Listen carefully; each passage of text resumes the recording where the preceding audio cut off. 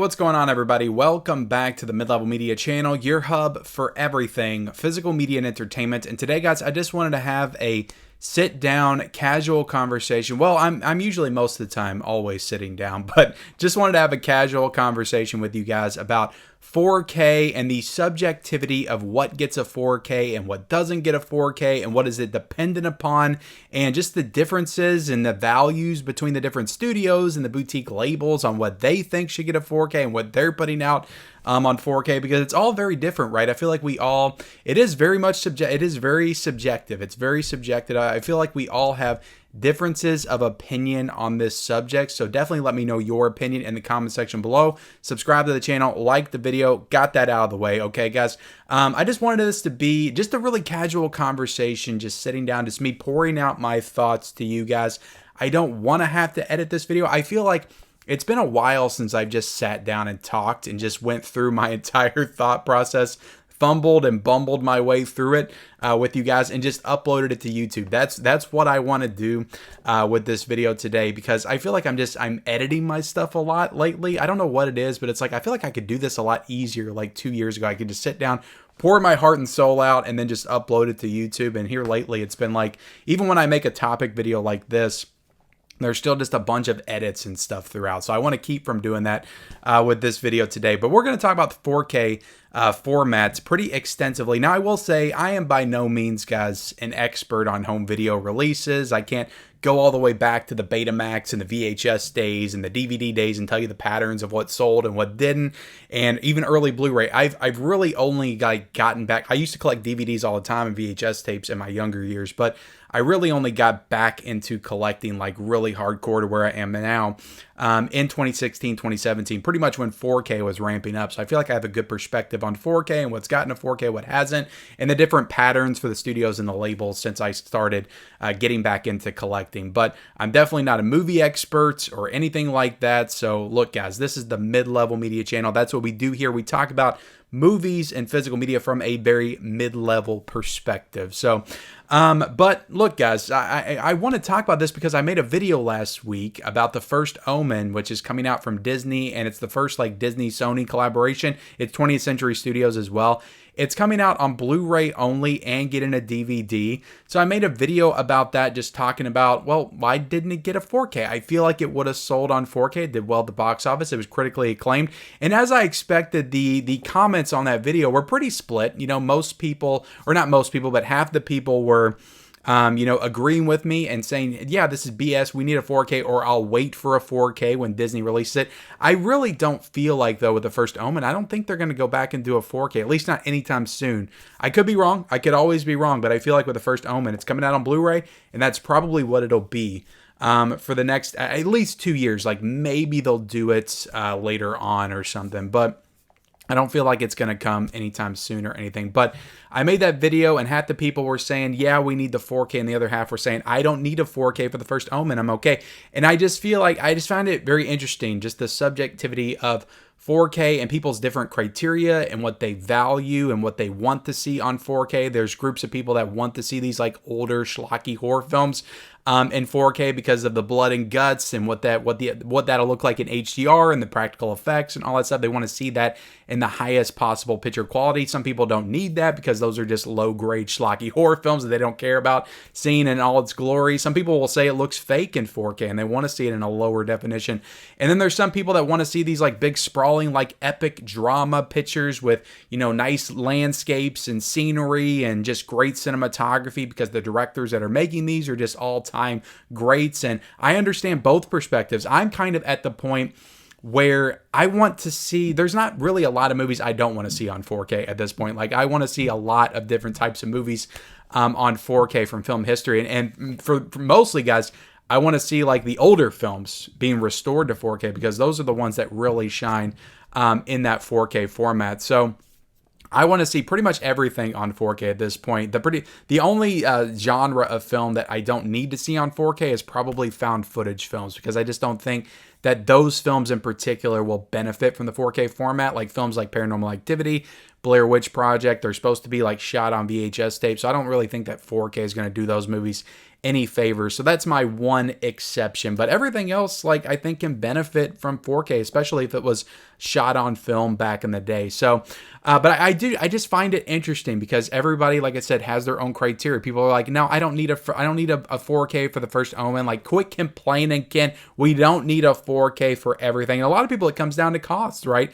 Because a 4K is going to run you about, nowadays like $32, $33, maybe $35, whereas a new Blu-ray release is going to run you about $21, $22. So some people just want to pay the lower cost, which my point is, I'm not saying that the movie should only get a 4K and that should be your only option. I'm very against movies only getting one format or one type of release, or they want to put out the release that's the most expensive and that's the only one they'll put out, like Sony's doing, like Disney's doing with the Mandalorian steelbooks and stuff like that. They don't want to give you those cheaper options. They just want to give you the steelbooks. I'm very against that. I want options for us. And I get it, guys. I get it. We're physical media. There's people out there, look, that love physical media, but at the same time, they're like, we should just be happy that we're getting this stuff. Now, I refuse to adopt that mindset. I really do, because that's me just like shrinking in a corner and just accepting that physical media is not as prominent as it used to be, and it's not where it should be. I feel like physical media, I feel like there's a place for physical media, and I feel like there's an audience for physical media, and we want it to be as big as it can possibly be within our little, niche in our little bubble. And I get it. It doesn't have that widespread appeal. So we're not going to get all the different editions for every single movie. I understand that. But I feel like movies that were released in the theaters and they were pretty big budget, like high profile movies that were out in the theaters and they made millions of dollars. I think that pretty much every single one of those movies should get a 4K. I feel like those, maybe not a steelbook, but they should at least get a 4K and a Blu-ray and a DVD, all three of the formats, because that's the point that we're at, guys. These movies are being shown in the theaters in 4K. So why, when you put them out on physical, do you not give them that 4K treatment? And I know it comes down to cost, which we'll get into cost here in a second. People want to always throw that out there. It costs too much, Ken. It just costs too much to do 4K. I get it, but that doesn't stop certain studios from doing 4Ks. We've got Lionsgate that is doing a 4K for The Strangers Chapter 1, which I think made $12 million in the theaters this weekend on a budget of $8 million. So that movie's probably going to do pretty well. So, some people would argue that movie's going to do well, so it warrants a 4K. But this had already been decided. Like, this was put up on Friday before the box office numbers came in. So that's another thing I want to talk about with the box office. People think that the box office matters when it comes to what gets a 4K and what doesn't, what gets a steelbook and what doesn't. It really doesn't. I think it just comes down to the studios. You got Lionsgate that put out a steelbook and a 4K, or they're putting out a steelbook and a 4K and a Blu-ray and a DVD for the Ministry of Ungentlemanly Warfare. And that pre-order went up the weekend that movie came out. The pre-order for The Strangers Chapter 1 went up the weekend that movie came out, this past weekend. So it was already decided that movie was getting a 4K and a Blu-ray. Yeah, maybe they can base it on projections and what they think the movie's going to do, but I think these studios just decide like what they want to do to 4K and what they don't want to do on 4K. But I just think that every movie, like we have Imaginary that's getting ready to come out from Lionsgate, which we're talking about Lionsgate, right?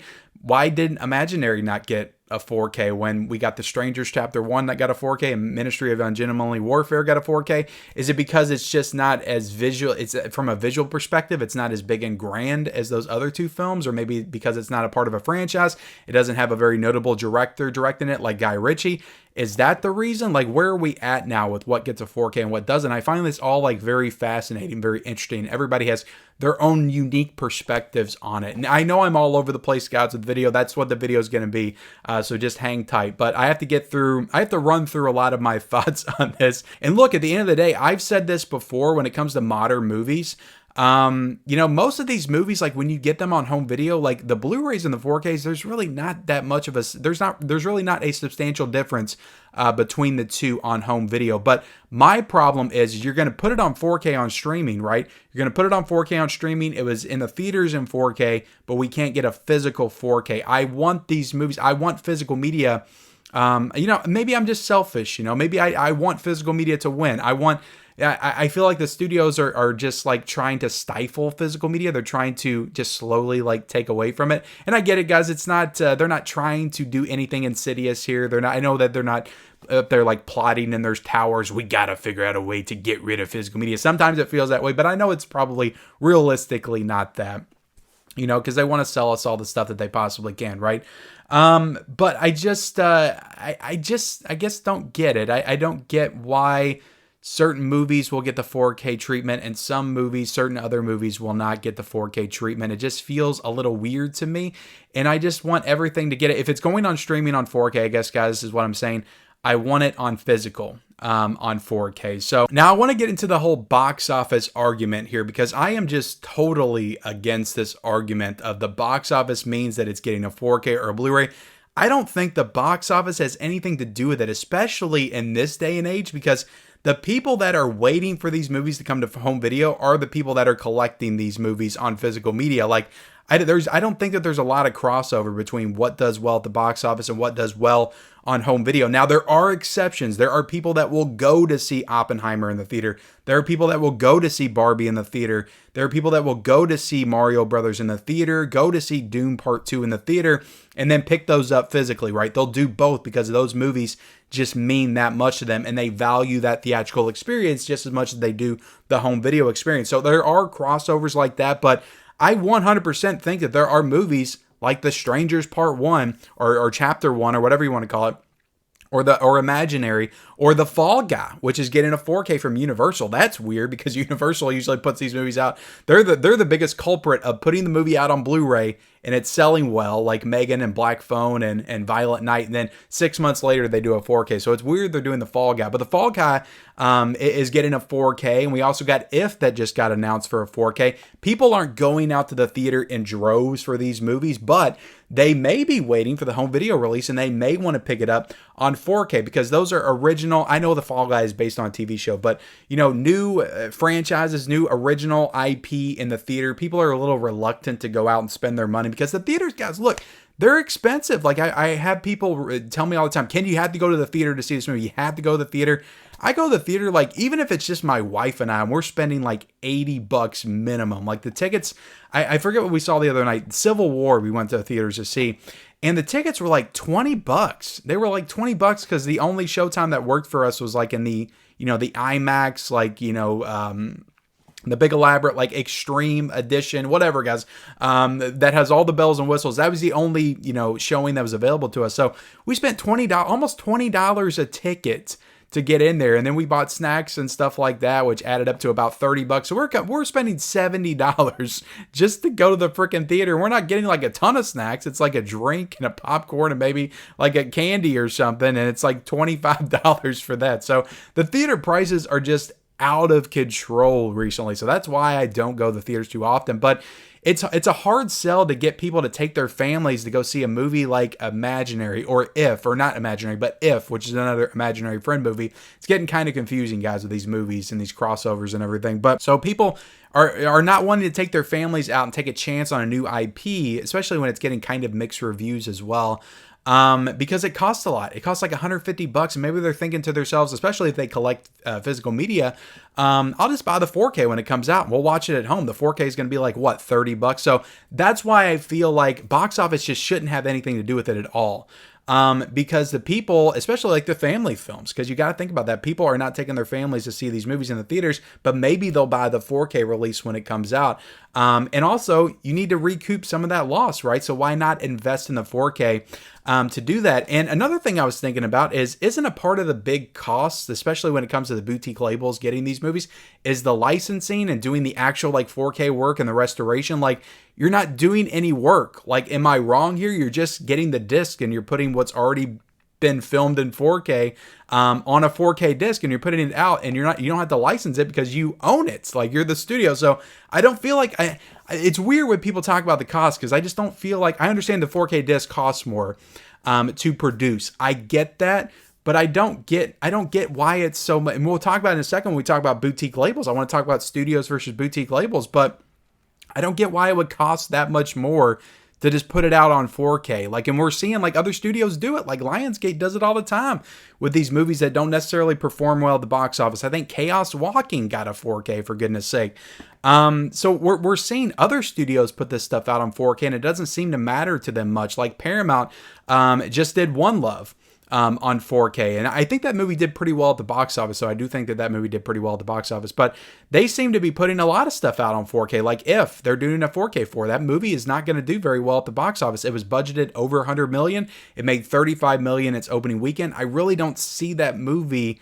Like, I don't see that movie having a ton of legs, especially because we're entering the summer season and we got Furiosa coming and some other movies. So, Warner Brothers will put stuff out on 4K as well. Newer movies on 4K. Like, I'm trying to think of one they did. Oh, The Beekeeper. The Beekeeper, like, that seems like a movie that if Sony or Disney put that one out, or maybe Universal, they would have just gave that one a Blu-ray release. But Universal, Warner Brothers gave that a 4K release. Or we got the new Mean Girls movie from Paramount. They gave that a 4K release. That feels like under a different studio, like they would have gave that a Blu-ray release.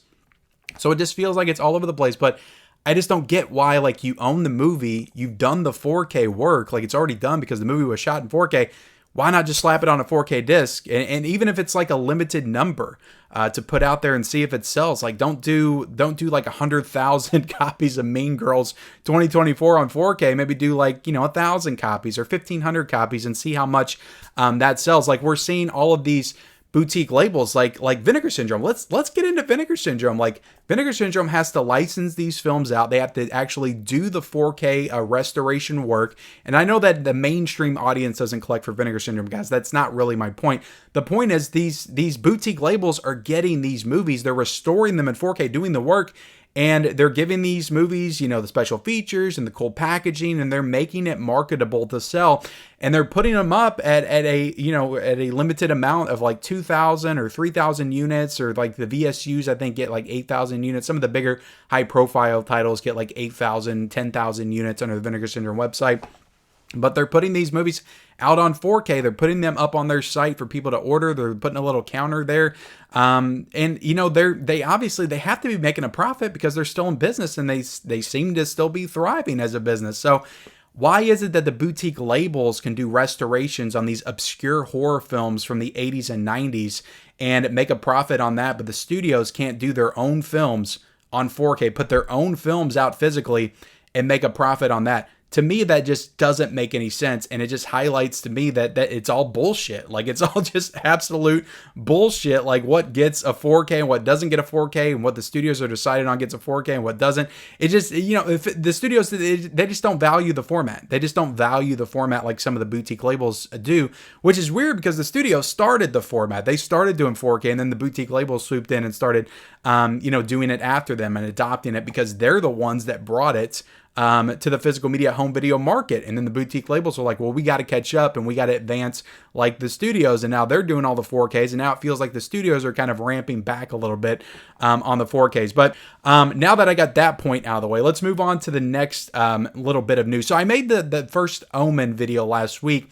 And then immediately after I made that, Challengers, which is a movie directed by Luca Guadagnino, got announced to get a Blu-ray release. And it's a MGM, I think, film, and that, of course, is aligned with Amazon. And Warner Brothers usually puts those out on physical media. So Warner Brothers announced Challengers to come to Blu-ray. And another situation that was very similar, a drama film that came out in 2023 was Air. And that was also through MGM and Amazon.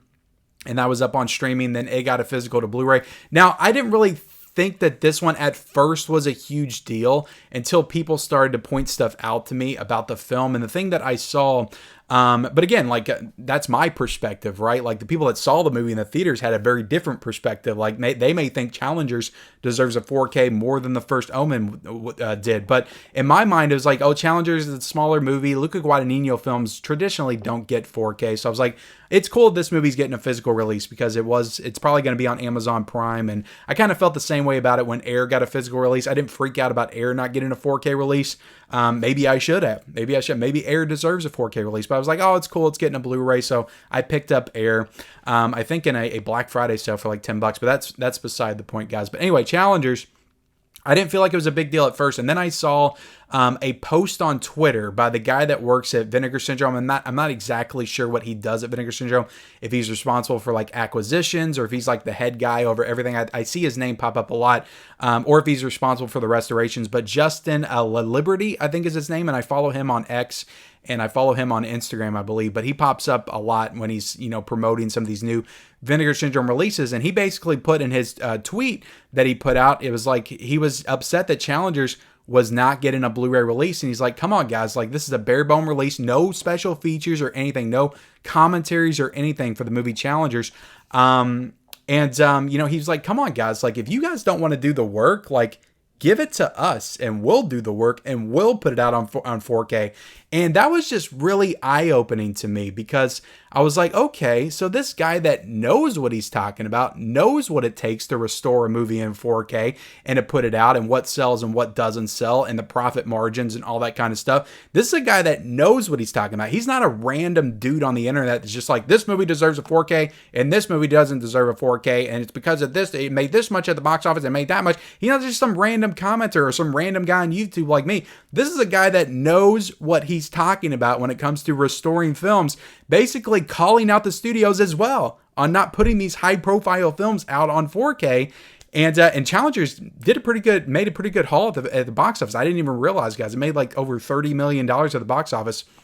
And a lot of people said it needs to be seen in 4K because it's so visually stunning. They were also pushing the IMAX experience on people. It has Dolby Atmos, for crying out loud, on the Blu-ray release, so it would have been a perfect candidate for 4K. But it just really was eye-opening to me, his tweet and his post on that, because he's like, this movie deserves a 4K. If you guys don't want to do it, license it to us and we'll do all the work for you. And we'll put this movie out on 4K, give it a nice premium edition, and sell it to people. So I just thought that was really interesting, and also really cool that he said that, because that kind of reinforced what I was saying last week for The First Omen. Now, he didn't bring up The First Omen or anything, but he did bring up Challengers, and then a lot of people chimed in. I think that tweet got like, I think 150,000 views or something, maybe more than that, tons of likes and comments, and people were like, I can't believe this isn't getting a 4K. So there's people out there that want this stuff on 4K, guys. There is an audience for this stuff. They want this on 4K.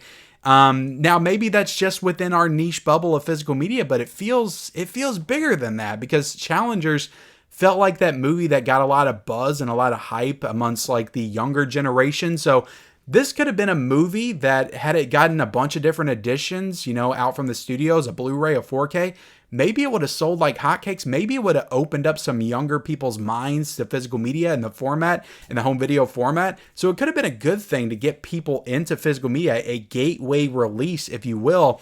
But Warner Brothers is just like, at least they're putting it out, guys. At least they're putting it out. I get it. But it feels like they're kind of just burying the release and just putting it out to very little fanfare, when they should have done this one up big. They should have given it a 4K, maybe a steelbook, some cool editions, and made people go out and pick this up, and maybe get somebody new into physical media. Like, it felt like one of those kind of titles, just going off of that tweet. But I just thought that was interesting, because why? So he is able to put this movie out on 4K and basically call out the studio saying, you guys aren't putting it out because you're lazy, or you don't want to spend the money, or you're just too stupid to realize that this movie will actually sell on physical media, on home video, on 4K and Blu-ray, and it'll sell like hotcakes. I know that. Let me put it out and let me make a profit off of your film when you license it to me and give it some cool special features and stuff like that. So I just think it's interesting, the studio mindset versus the boutique mindset, because that's really what it is. And you got all these boutique labels that are marketing these, like Criterion they just announced Mother and Real Life, which are two movies directed by Albert Brooks and starring Albert Brooks, that probably maybe 3 people have ever seen before in the entire like history of humanity. I know more people have seen them than that, guys, but I'm just saying, people, maybe 10 people have seen these movies. They're giving these movies 4Ks in the Criterion collection. And Criterion has been putting out a ton of like these obscure, like older classic films on 4K. And, Screen Factory, they're putting out 4K editions of Carrie remake and Child's Play remake, which I'm not too excited about, but I think it's cool that they're putting those out on 4K. Arrow Video's putting out 4Ks of movies like Narc from 2002, directed by Joe Carnahan, which I just reviewed on the channel. Crimson Peak just got a 4K.